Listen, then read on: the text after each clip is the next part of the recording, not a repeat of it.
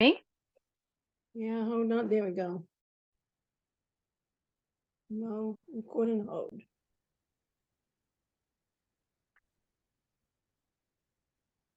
Hi, this is Dee with Unplugged Ministries podcast. I'm glad you all are joining us today. I have one of my good coach friend that is here with me again, Jenny, and she's going to share some things with us that might be helpful in the lessons of learning more about grief or life or even mental health. And I think your story, if I remember your story, you have experienced all of it. And I have, yes. yeah, but you also have a new joy in your life as well. I do. So stay Absolutely. with us, and I will do my ultimate best to keep my mute on because I want to hear your story, and I will try not to rudely interrupt. Oh, no, you're great. Thank you so much for having me, Dee. I appreciate Yes, that. it's your floor. Okay. So, a little bit about me. I'm a transformational embodiment coach, and I work with people with a wide range of things that they've gone through in their life. I specialize in grief and trauma. Um, I have been a trained bereavement counselor myself. I worked in counseling for many years and then took some time off from counseling, did some other parts of my life. I worked as a massage therapist. And then I came back to coaching. I decided that I really wanted to get back into supporting people through transforming their lives through difficult things. And I saw the power of coaching. I received coaching after I had a significant loss. I lost my husband very suddenly in 2019, and my daughters and I all were in need of support. And we went to counselors, and I also found success in working with coaches. And I saw the power of coaching to really support me and them in grief, my parenting, the way I worked through grief. And all of those experiences were really valuable in teaching me more about what I wanted to do in my life. And so I shifted gears, and I sold my massage therapy practice that I had for a few years, my brick and mortar business. And pre COVID, decided that I was going to go full on in coaching, got some certification, some more training, and just decided that this was the path for me. And luckily, to work virtually was the best. Um, kind of, I didn't realize that's where things were going at the time. But while we were deep in COVID, I was doing all my you know, back backdoor stuff, working on website, getting things ready to go. And then decided that I was going to hit the ground running once I felt like I was ready. And so I did that. So it's been a couple years now of really working with clients, expanding my practice. And I've kind of discovered that I'm very passionate about, well, I've always been very passionate about the mind body connection. And this goes even deeper with healing things such as trauma and grief. And so I've been able to really use that within my coaching by teaching people ways to not only think differently about the way they're healing, to be able to think differently, so they can heal and be able to feel better in their lives. But also to be able to, how do we actually embody a new way of being when we've gone through something significant like that and it stays in our body for a long time? Um, so I bring all of that together in my coaching, and I find that it's like a really powerful tool when people are able to not only think differently, but also feel differently. And I've trained in a variety of modalities working with the body. I've always been a dancer, and have felt that dancing and movement are really where I can fully express myself. You don't need to be a dancer to work with me, but just the tools of movement are extremely powerful. And even deep meditations, yoga, gentle movement, stretching, walking in your living room with your kids, getting your body moving. Um, all of that can be extremely healing, and I think is very powerful in helping us move through grief and trauma. So when I work with my clients, I utilize a lot of things, but a big part of this is learning to transform the way you think, and then also work on being able to feel differently in your body. So, um, do you want me to continue, or do you want to Yeah, interject with anything? Or okay, quickly, two questions. yes, So you pretty much, when you do this transformation, it's of the body and mind. That's changing how we think. So it's the mindset thinking that needs to be yes, changed, right? mm-hmm, Because I know yeah, many times, most of us are stuck in that what society teaches us. So it's a matter of changing that mindset thinking in order for the mind and the body to, what's the word, unite, so the healing mm-hmm, will be better. yes, yes. Yeah, absolutely. And I think with grief, it's interesting too that um, there's so many expectations across the globe, of course, around how we live with grief. I like to say we walk with our grief. You know, it's part of who we are, Yeah, and there's a lot of um, dismissal of the importance of our grief or non-recognition of it, not really allowing us to be able to talk about it, or we don't feel that it's publicly or culturally acceptable in a lot of circumstances to be able to um, carry that as part of who we are.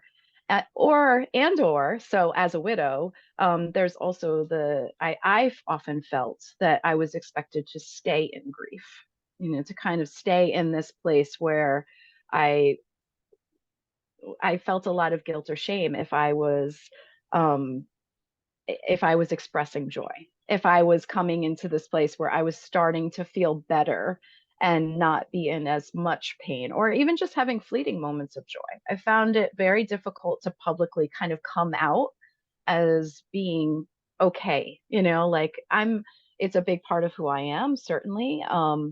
But I didn't want to stay as like this grieving widow. I really wanted to be for my children to be able to have me as, you know, a full human who was able to experience all of the feelings. yeah, Um, so it's very important. And we don't often allow ourselves to have all of those emotions, right? We don't allow exactly. us to have the pain and to so always say with my clients, like we allow ourselves to honor the grief that we've experienced and acknowledge it and give yourself permission to talk about it, and feel all of the things about it. So That's the not only, key thing right right? there. You Boom, you hit have to it. have you have to feel all of it. You have to Yes, let yourself, and it's so hard for some people. You know, I right, understand that. It's so difficult. But finding that safe person that you can talk to about it and recognizing that it's okay to have anger. It's okay to have frustration. It's okay to be overwhelmed. Um, and being in a powerful space with a coach or a therapist or someone who you trust to be able to support you through that. And then also let yourself have those moments of gratitude and like, wow, I'm here living this life, and how do I create the best life that I can for myself, for my children, for the people around me, and carry that throughout my lifetime in a way that's a healthy balance for me and of the yes. people around It's me. really helpful when you have that clear understanding to give yourself permission to grieve. Give yourself Yeah. permission to feel. Give yourself permission to do whatever it is needed for you to heal, you Yes. know, because society has us stuck in that grief with no tools, no nothing to help us out of that dark hole, you know. And I had Yeah. to learn the hard way myself when I went through it. The second question I had for you, and I just verify something with me. I know you mentioned at the beginning, and I know in the past you have too, That's that okay. you are a licensed counselor. Are you still a licensed counselor? I'm not. So I'm trained as a master's level counselor with training in bereavement and palliative care.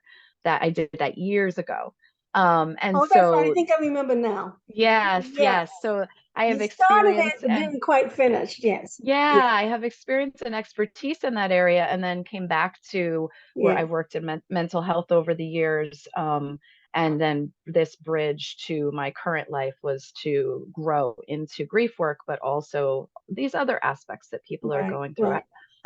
I'm a trauma-informed yoga teacher as well. So I have that experience to be able to work with people who have been through significant, like, I feel like a lot of grief is trauma, so there's this overlap very much of sudden loss, any kind of loss, and how we return to living our life. How do we restore our life?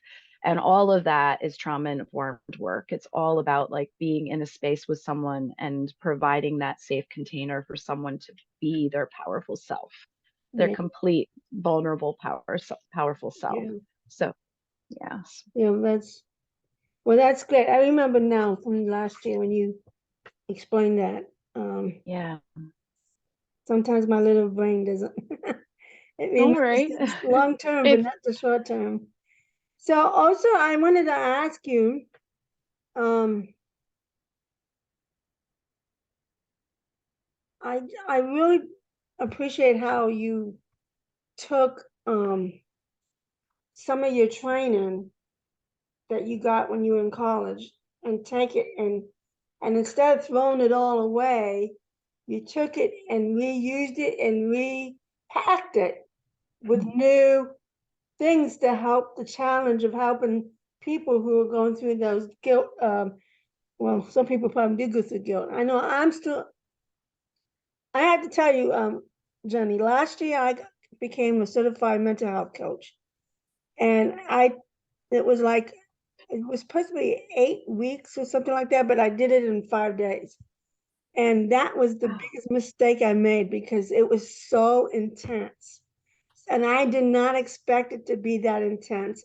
And it brought out on me a lot of guilt in regards to my son.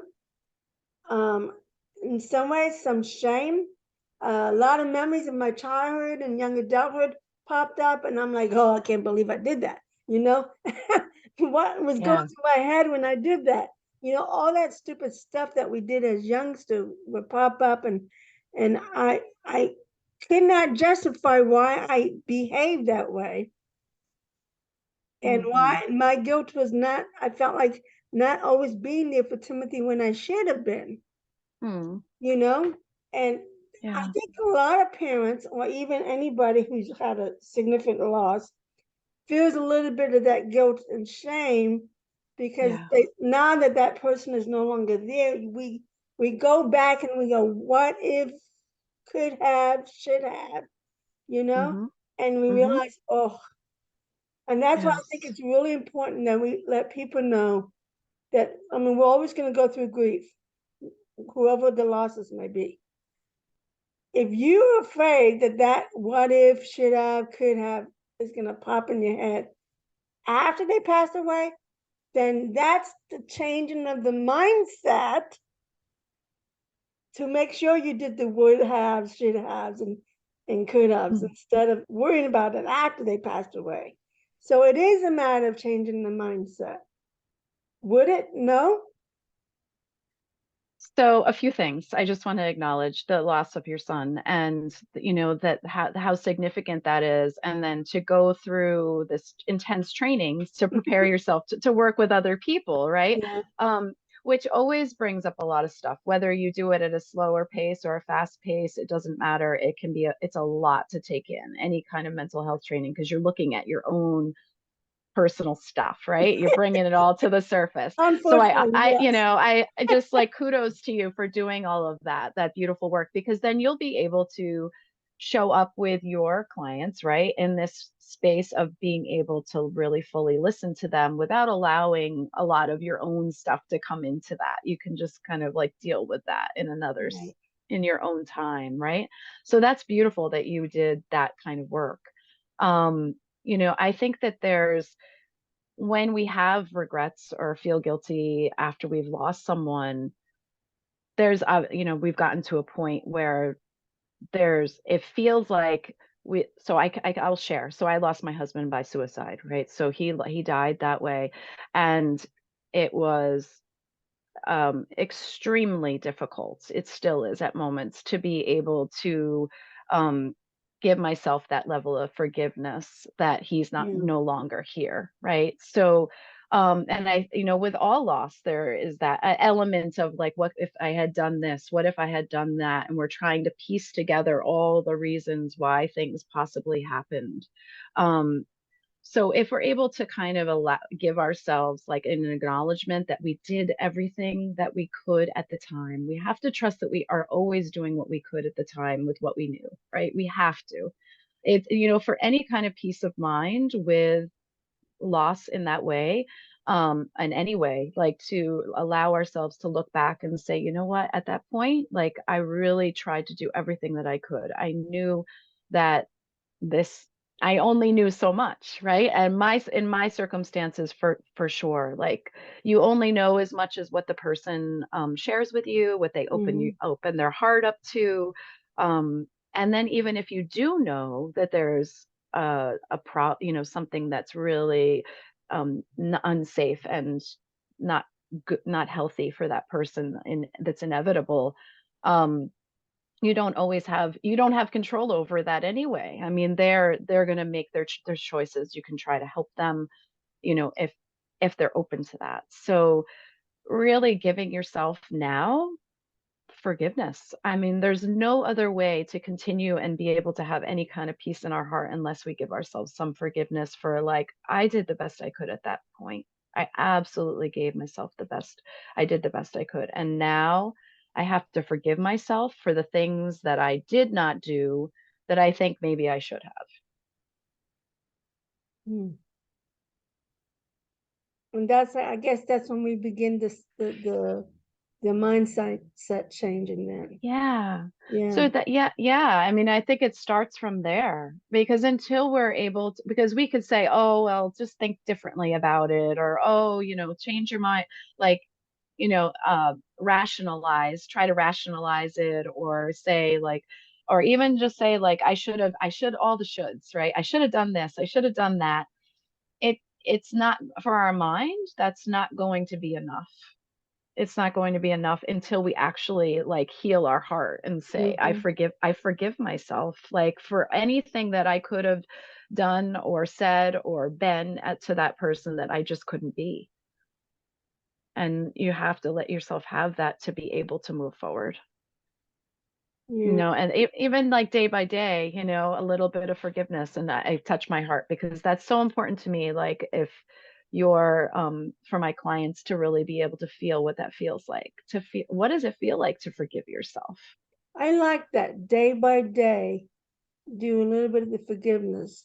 So you're working yourself up to the full forgiveness once you realize all the little pieces you forgave is now. Yeah, Mm. I you're like gathering it that. all That's a together. wonderful thought. Hmm. And to give you, so you got to give yourself permission to do that, even while you're grieving. And then I know it's easier said Yeah. than done, because it all depends who the loss is or what the loss is. Because sometimes I hear stories from parents who've lost children in car accidents or drug overdose or suicide or something, and it is very traumatizing to them. And as a parent, you know, sometimes it's very difficult for us to see that because the grief sometimes fogs our brain, and some people don't know how to get out of that fogginess. So that's a good thought, that every day to start forgiving yourself Yeah. or that person. Yeah, absolutely. It's your self-forgiveness, forgiveness of that other person for leaving you, for choosing to leave you in some cases, right? There's some element of choice involved. Of course, we don't know for sure um, the state that someone's in when they decide to move towards suicide. Like, they're not in their normal state of mind, obviously, right? So there's a lot going on for them. Um, so the matter of choice is tricky. It's like that we don't also want to blame that person for the choices that they've made. They were dealing with an intense amount of pain, so to forgive them for what has happened, and for leaving us. And it's like the biggest thing in the world, like, to be able to do that. I mean, I'm still working on it. It's, and And then there's the children, right? So the children that are left behind when it's a parent. And I have my own grief and I have my own feelings about how I experienced that grief.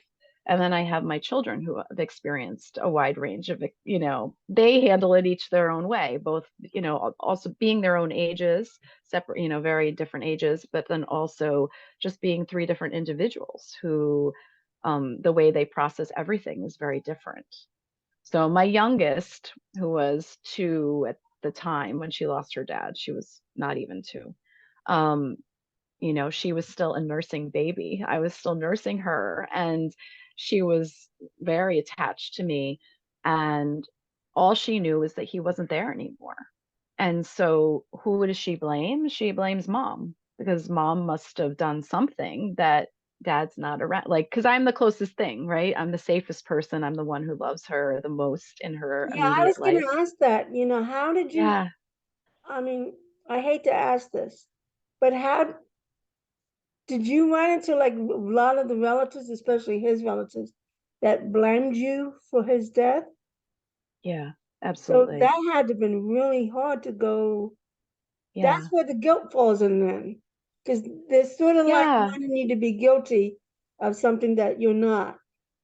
Yeah, absolutely. Yeah, I mean, I think you have your own guilt just when someone just leaves that way, right? Yeah. So they're not no longer there, and it's so sudden and seems like completely out of the blue. I mean, there are things certainly now in retrospect that I see were problematic and perhaps signals, um, but there's nothing that was very clear that I was able to determine or discern at the time.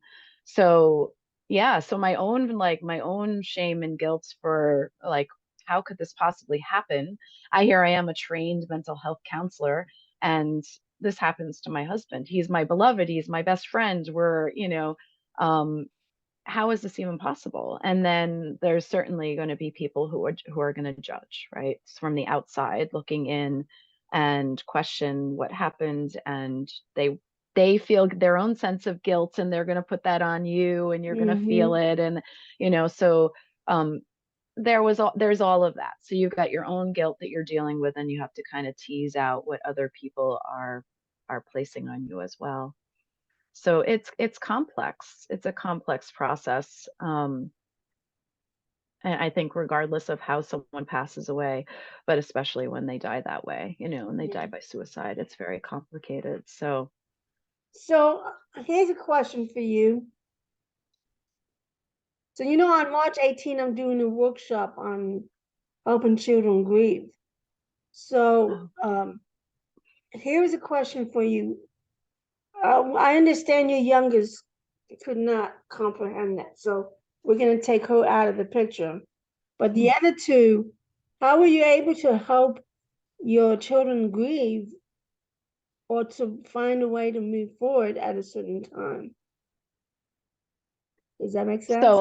so my youngest is now almost 6. So and grief, as you know, it's with us. So I would say like I will include her. And she was actually the most vocal as far as like emotions. Like she released all of her. So again, allowing them to have their emotions around it and allow them to be angry and like go through um their swings of behavior that they might have, knowing and trusting that a lot of it is grief.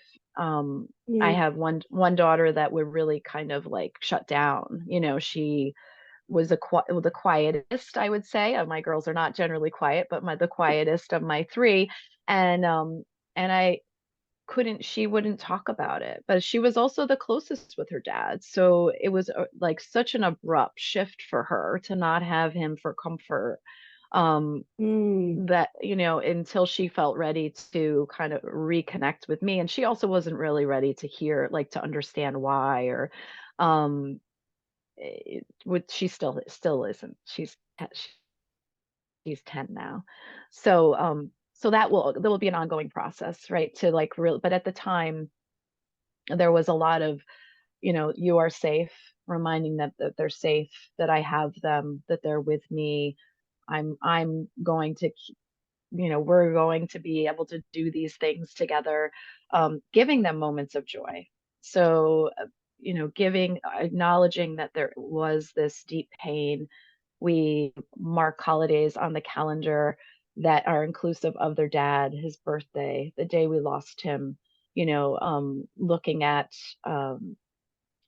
Day of the Dead, Dias de la Muertos, like really being able to honor the loss of him and others that we've lost. So we are able to like mark these things into our life so that we give it the space and time that we need. We need that, Yeah, um, that's visiting quite a him. challenge because Yeah, yeah, children deal with it. I remember when my mother died when I was about 10 years old, almost 11. And it was like, God forbid you grieve. God forbid you cried. We don't yeah. want to hear about it. We don't want to know about it. So it was like you Mm. had to wait till nighttime when you're in bed and under the covers and then, let the tears out and, remembering her and being angry that she's not there. So Yeah, each child will grieve differently. yes, Like yes. you said, you had the one that just shut down, but Yeah, eventually she opened up. But you had she to give did. her that Yeah. time to when she was ready to do it. Yeah, absolutely. They all and it's challenging for parents, to be able to identify what each child needs if you have multiple kids, because they are in their own process of grief. Uh-huh. But just trusting that they're really the leader of their own heart, and they're gonna be, and just to be there and say, like, if you want to talk about anything related to your dad, I'm here. Like I did a lot of that, like just sitting with them. Do you Just miss listening. dad? You know? Yeah, just really being there for them. And then when I would be sad, I would start crying because I wear my emotions on my sleeves for sure. My youngest would get in the habit of, she would see me crying. She'd be like, "Mommy, do you miss daddy?" And I'd be like, "Yeah, I really do. I miss him a lot today." And so it would open up a conversation. And she just Mm, learned that, like, when you emote, when you have that, um, that a lot of times it means that you're going through your grief and you need to yeah, to have that moment. So modeling for them, that this is the way that we can do grief, and it's acceptable in our house to do this. wow. Yeah. Now, real quick because we're running out of time, unfortunately. Oh, wow, it's so We fast. now have 7 minutes and 40 seconds. Okay. So, um, tell us where we can find you. Okay, so I'm on all the social media outlets pretty much. So I'm on Facebook, Instagram, LinkedIn, Jenny Baltazar. You can find me there. Wild Blossom Coaching. I also have a Wild Blossom Coaching page, which is my business page on Facebook, and then Jenny Baltazar Coach on Instagram. You can follow me, and I have a website. It's wildblossomcoaching.com. You can reach out there. I have online bookings, so you can reach out to me. You can send me an email. You can schedule a free discovery call with me to talk more about my programs that I'm offering. I have a couple spots open right now for private coaching. Not too many, but I have, I think, two at this moment. And then I'm opening up a group at the end of March, so which is going to be a real blast. I'm Yeah. so excited for it. So we're going to be doing a lot of vision work and really nurturing our joy in this workshop. So this is an opportunity for people, no matter what you've been through, to come together and to really look towards what your future will bring, and allow yourself to dream a little bit. So I'm excited about that. Didn't So you also have a book published? I don't have a Okay. book published. It's in process, Maybe but it's it's the other not it's Jenny. not it's not yes. Yeah. More, I Well, am a writer. I love to write, and I've written many, many poems, and I actually about grief, and that will probably be a book at some point. And then I'm in the process of writing a book about raising my girls through grief. So, and I hope it to be a really important book someday out in yeah, the that would world. be awesome. Yeah. My eyes are already burning with tears just hearing your story. especially about Oh, the kids, you know. Because I watched how my siblings grieved, but then I watched how my younger brother, who was 5 at the time, he witnessed my mother's death, and he really blocked it, but he had night terrors, and I had to slowly work him through and say, you need to see a therapist. If you want your marriage and your family to last, you need to go see a therapist, because every night he would wake up with terrors. And I told him he oh, had PTSD, and he was like, no, no, no. I said, yes, you do. yeah, You yeah. witness, that killing. You witness your father killing your mother. So Oh, as you stand there and you saw that and you watch that and you see what's going on, you ran away because you did not want to, you know. He went to the neighbor's yeah. house, fortunately, and he was the only witness. Wow. So um, Yeah. I And that, yeah, the I mind think, is tries to protect us from experiences like that, you know? So it only allows, I say it like titrates in just a little bit of it at a time, and it sits in our body. So if he doesn't get an opportunity to speak about it at a young age, you know, it will sit in his body for longer. So it's important to yeah, for I him to think have that's a what happened, and that why he yeah. continued to have the night terrors. Because I remember when he was engaged, and his fiance was telling us about the night terrors, and she didn't know why. Well, he never told her what Oh happened. wow.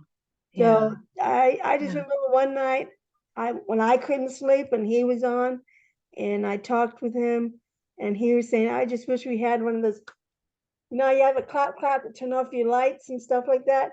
He says, I wish we had a clap clap to turn off the depression and anxiety and all that stuff. And I said, yeah, I do Oh, too. But I told him, that's when I advised him, go see a therapist if you think yeah, it's getting good. worse. Yeah. So, but That's so I've good. noticed a change, and I think he has done that. And I noticed he doesn't drink anymore like he used to. So I think the Um, light is coming into him, and he realizes. And then he reconciled with his father after his father came home. He reconciled okay. with his father, and he was the main support for his father, and Mm, especially after his grandmother died. And I said, now there's a heart of forgiveness right there. yeah. There's a heart of forgiveness, you know, Yeah. because to go through all that all those years, and hate your father for what he's done. Mm-hmm. In order to love and help him and support him, you had to forgive him, you Mm-hmm. know. So, but anyway, Yeah. that's a whole different topic. Um, Yes. so we're coming to an end here. So I want to say, I still want you to come back. I always enjoy having you here and talking with you and learning more about your little girls, and how they're growing and developing. I love watching a lot of your Facebook pages because it's so fun to watch Oh, you and the thank kids you, and, Dee. and your new lovers. Boy, that woman's having way too much fun. Yes, they keep me busy for sure. Yeah. So, but at least I'm glad. I'm glad to see that she has really found a way to move forward. That she now has a new love in her life, and she still enjoys doing things with her daughters. And it's an encouragement, but it's also like a motivation in a way. Hmm. So Hmm.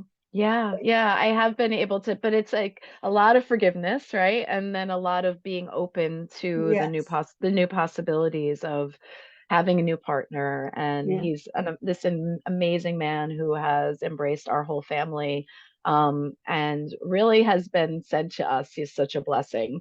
So for him to be able to support what we're going through and to be part of all of that, um and really be another parent to my girls, so they're Yeah. able to have that. And so but if I wasn't open to that, it would have been, it would have been very difficult to um yeah, to be able to have him be part of our life. So I'm And grateful. folks, we're women in love, and folks, he's good looking too. So, Thank you. So I want to thank everybody for being on Unplugged Grief Ministries podcast. You can also find us on our website, www.unpluggedgrief.org. You can also find us on Facebook as Unplugged Grief and Consultant. I'm not really into all that other social media. I just feel like I just don't have the time to get involved with it. I think I'm on Instagram, but I quit Twitter, and I think I'm on LinkedIn, but I don't remember, you know. So it's just that way. But thank you everybody for being part of this. And please come back next week. We're going to have an excellent guy that's